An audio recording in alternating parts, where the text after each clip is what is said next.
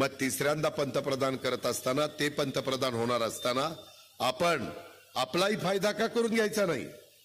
मी विकासाची कामं करण्याच्या करता महायुतीत गेलोय. मी सत्तेला आपापलेला माणूस नाहीये.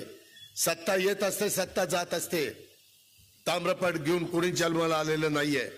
पण यशवंतराव चव्हाण साहेब सांगायचे, बहुजन समाजाच्या, मागासवर्गीयाच्या, अल्पसंख्याकाच्या, आदिवासीच्या शेवटच्या माणसाला मदत करण्याच्या करता सत्ता लागते.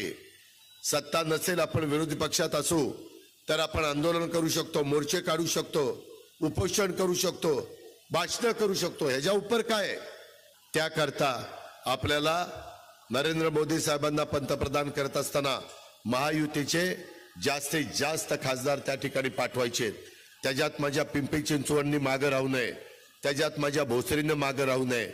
माझ्या राष्ट्रवादी काँग्रेस पक्षाच्या शेवटच्या कार्यकर्त्याला सांगायचंय, गंमत जम्मत करण्याचा प्रयत्न करू नका.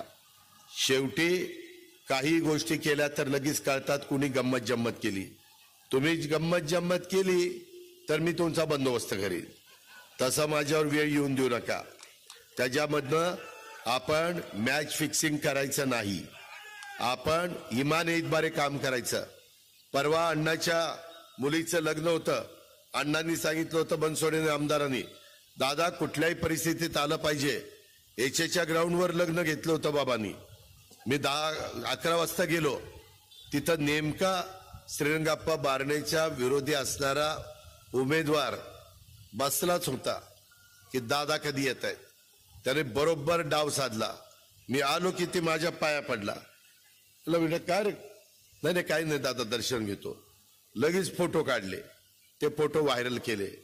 मित्रांनो, हे अशा पद्धतीनं झालेलं आहे. माझा 100% पाठिंबा भोसरीमध्ये तिथं शिवाजीराव आढळराव पाटलांना आहे आणि चिंचवड आणि पिंपरीमध्ये श्रीरंग अप्पा बारणेलाच आहे. त्यामध्ये कुणी ते फोटो व्हायरल केले म्हणून गडबडून जाऊ नका. जो आपल्या बरोबर असेल तोपर्यंत आपण त्याला साथ देऊ. ज्याने आपली साथ सोडली त्याला लकलाभ. मला काही त्याच्याशी घेणं देणं नाही. त्यामुळं सगळ्या कार्यकर्त्यांनी कुठल्याही परिस्थितीमध्ये गडबड करता कामा नये. मला मतदार बंधू भगिनींना पण विनंती करायची की आम्हाला हे सगळं कामं करत असताना घरकुलाचा कार्यक्रम राबवायचा.